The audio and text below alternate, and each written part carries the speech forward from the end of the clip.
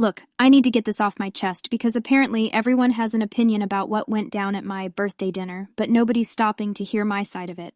I'm Lainey. I'm 26.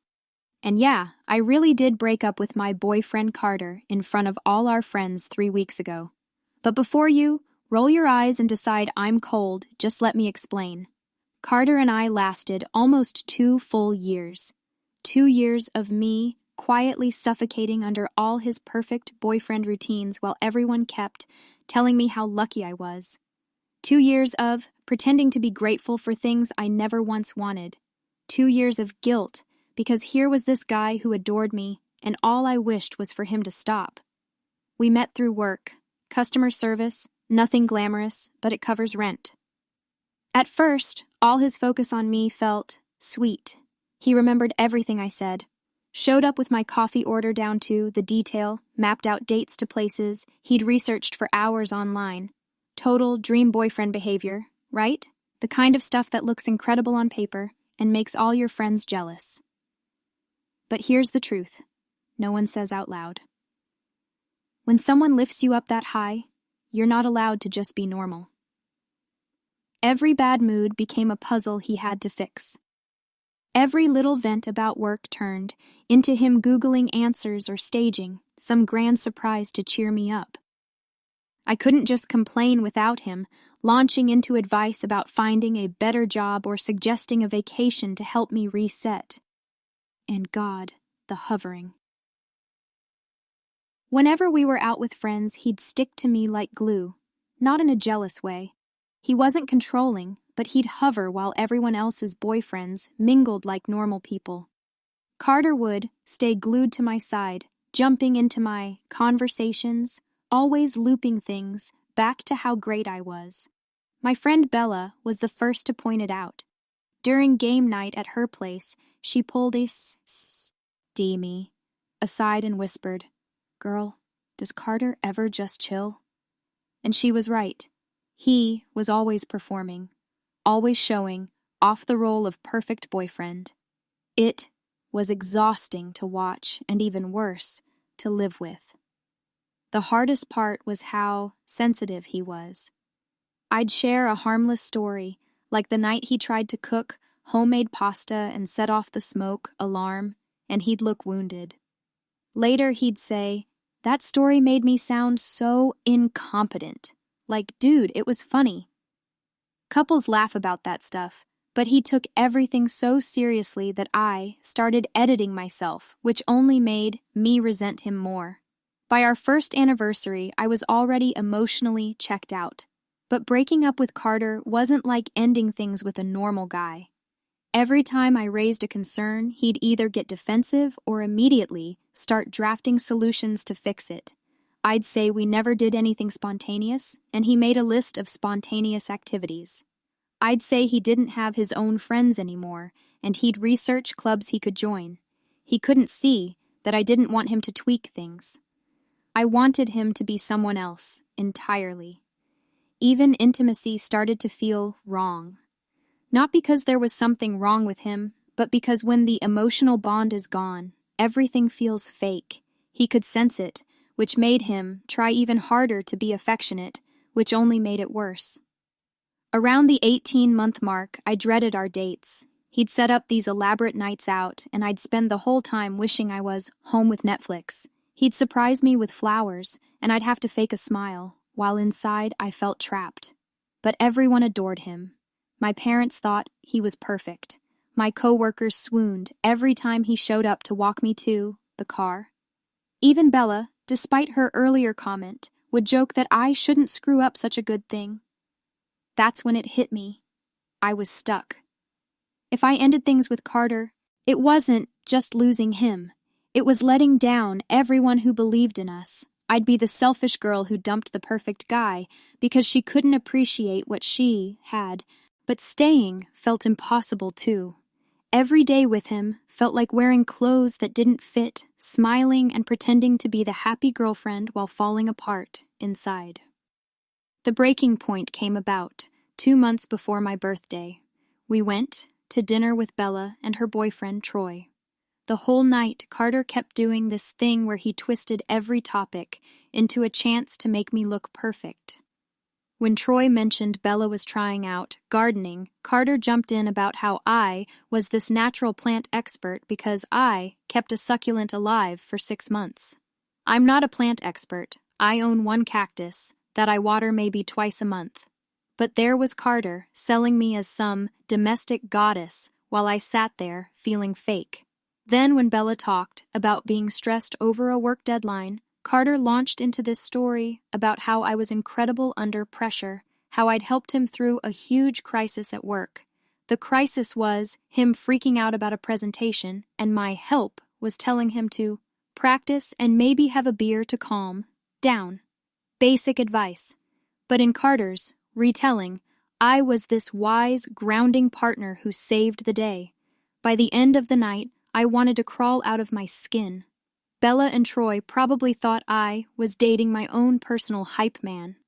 And when I tried to explain afterward that all the praise was too much, he gave me that hurt look and said, "Sorry for being proud of you." You can't win with someone like that because the moment you raise an issue, it turns into them sulking instead of actually listening.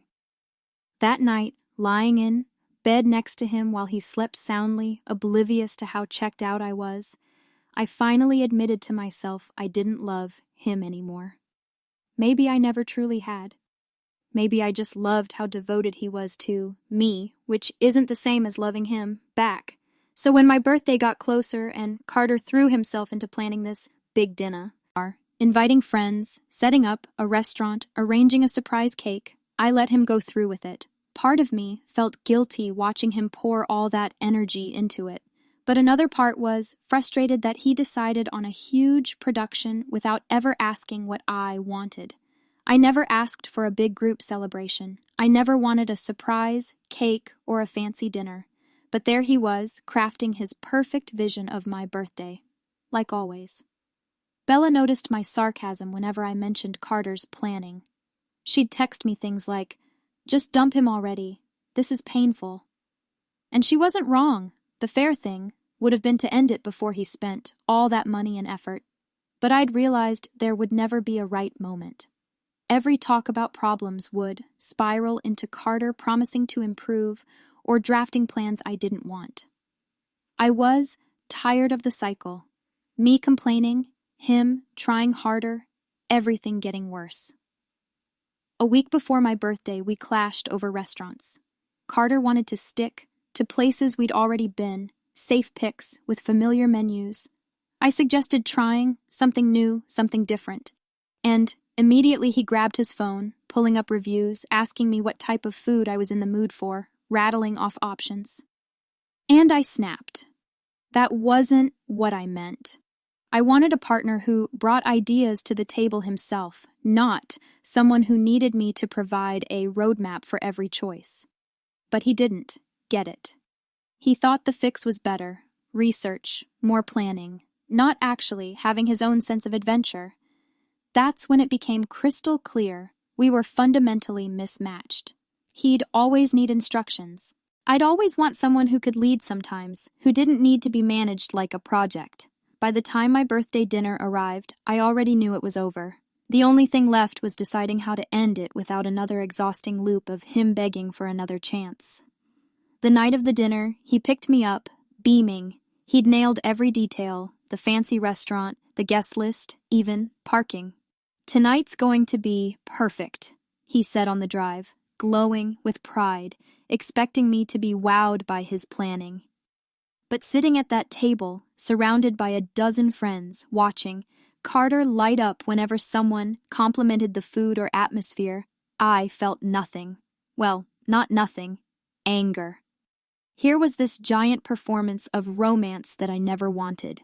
A party, planned by someone who never stopped to ask me what would actually make me happy. The dinner itself was fine, good food, normal chatter, but Carter kept pushing the spotlight onto us, onto me.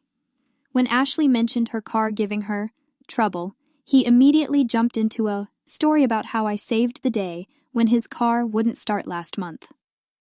Except I hadn't fixed anything. I told him to call, roadside assistance, which is what anyone would have said. But in Carter's version, I was some kind of car genius who diagnosed the issue and saved him. Everyone at the table nodded along like I was this expert mechanic while I sat there feeling like a fraud, and Carter beamed at me like he'd handed me the greatest compliment ever. That's when something inside me just cracked. I was done faking it, done smiling politely while everyone applauded a relationship that felt like a sentence I couldn't escape. Done shielding Carter's feelings while I kept suffocating mine. When they brought out the cake, beautiful, I'll admit, and everyone started singing Happy Birthday, I made up my mind. I was going to finally be honest. Whatever high seas happened. As soon as the singing ended and people began sitting down, I stood.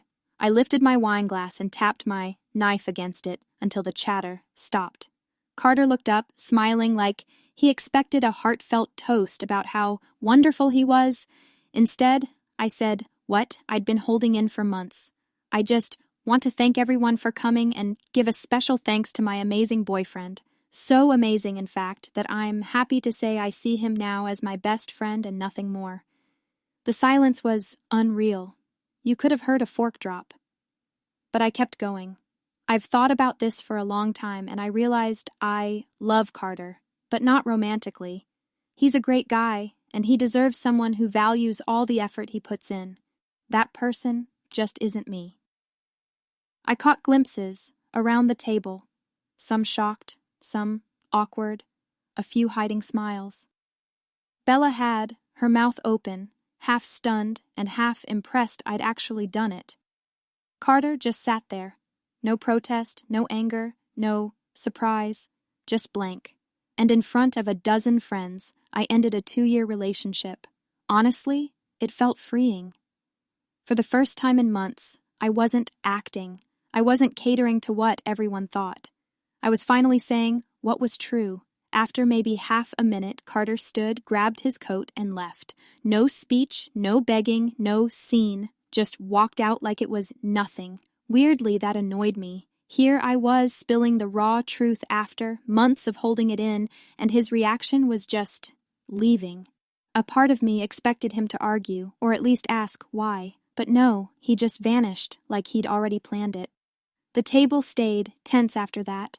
People poked at their food, trying not to look at me. Ashley muttered something about how honest I was being, though it didn't sound like a compliment. Even Bella, who'd been telling me to break up with him, seemed a little shaken by how directly I'd done it. You know what? I felt lighter than I had in ages. Yeah, it was uncomfortable, but at least I wasn't choking on fake gratitude anymore. At least everyone finally knew the truth, instead of me playing the perfect, thankful girlfriend. We finished dinner, though most people barely ate. Groups started leaving quickly. Bella offered me a ride home. While we waited, she said, "Holy crap, Lainey, I knew you were miserable, but that was a lot." It had to be done, I told her. I've been unhappy for so long. At least now it's out. But even she looked unsettled. "I get wanting to end it," she said. "But did you have to do it like that?" And then I realized everyone would focus on the scene, not the reason. No one was going to care that I'd been drowning in that relationship. They'd obsess over how I ended it, not why. Sure enough, my phone buzzed before I even got home, not to check if I was okay or to understand what drove me there. Just messages like, "OMG, what did I just witness?" And, "Are you okay?" That was savage. And I kept hearing, "Poor Carter. Poor Carter who got ambushed at a birthday dinner. Poor Carter who handled it all with such quiet dignity. Poor Carter who didn't deserve such a public blow." But no one seemed to ask why I'd felt desperate enough to go that far. No one asked what had been festering behind the scenes. No one stopped to consider that maybe there were real problems nobody saw. Instead, my phone filled with passive-aggressive texts from people at the dinner. Stuff like, "Hope you realize what you lost," or, "He didn't deserve that humiliation." Even my own sister wrote to ask how I could be so cruel to someone who had done nothing but love me. Cruel for being honest, for finally admitting I wasn't happy instead of pretending. The irony was, Carter wasn't even defending himself. Bella said that when people asked him about it, he'd just shrug and say things like, "Lainey needs space to figure herself out," or, "I just want her to be happy," which of course made me look even worse. Suddenly he was this gracious saint while I was the cold-hearted villain who wrecked him in public. And still, no one thought to ask why someone would choose a breakup so extreme unless she felt she had no way out. Over the following weeks, my circle started shrinking. Not dramatically. No, one announced they were done with me. But the invitations stopped.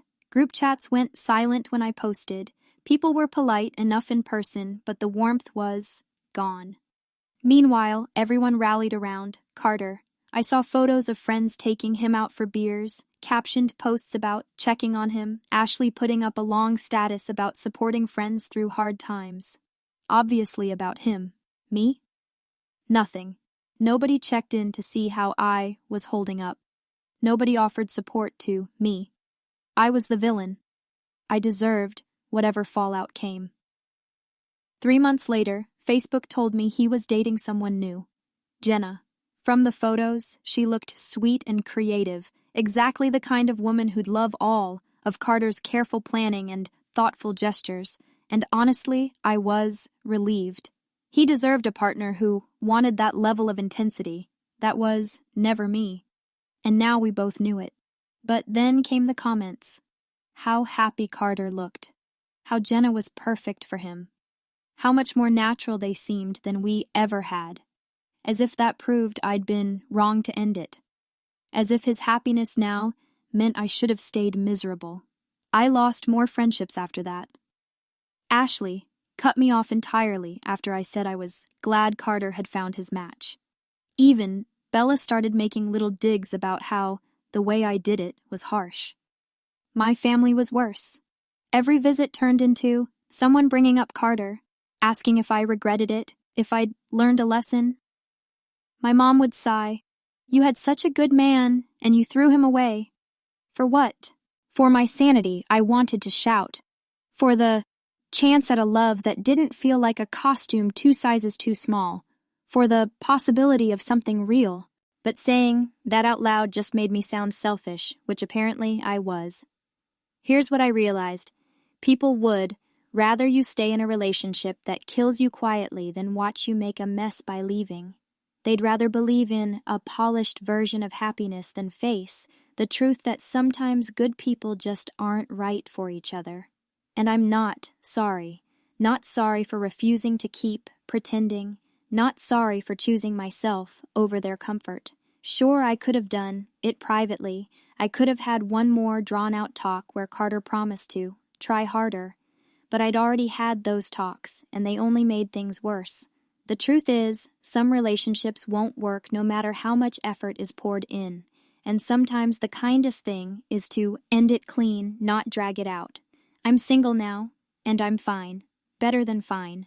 Because at least I'm figuring out what I want instead of settling for whoever loves me the most.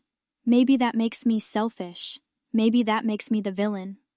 But at least I'm not lying to myself anymore. At least I'm not faking smiles over a relationship that felt like drowning. 8 months later, the engagement photos hit my feed. Carter and Jenna glowing in, some gorgeous outdoor shoot, all our friends gushing in the comments about how meant to be they looked. And for a second, I wondered if they were right, if I'd wrecked something perfect because I was too selfish or broken. But then I remembered how suffocating those 2 years felt, how heavy the pretending had become, how free I finally felt when I told the truth. Jenna looked at Carter the way I never could, and Carter looked at her with that same reverence he used to look at me, but now it was received, not deflected. That's when it hit me. I hadn't ruined the perfect relationship. I'd ended the wrong one, so the right one could happen. I'm still alone. I'm still the villain in most people's retelling. But I don't regret it. Not one bit. At least I'm not fake anymore. At least I'm not living someone else's version of love. And if that makes me the bad guy, then fine. I'll be the bad guy.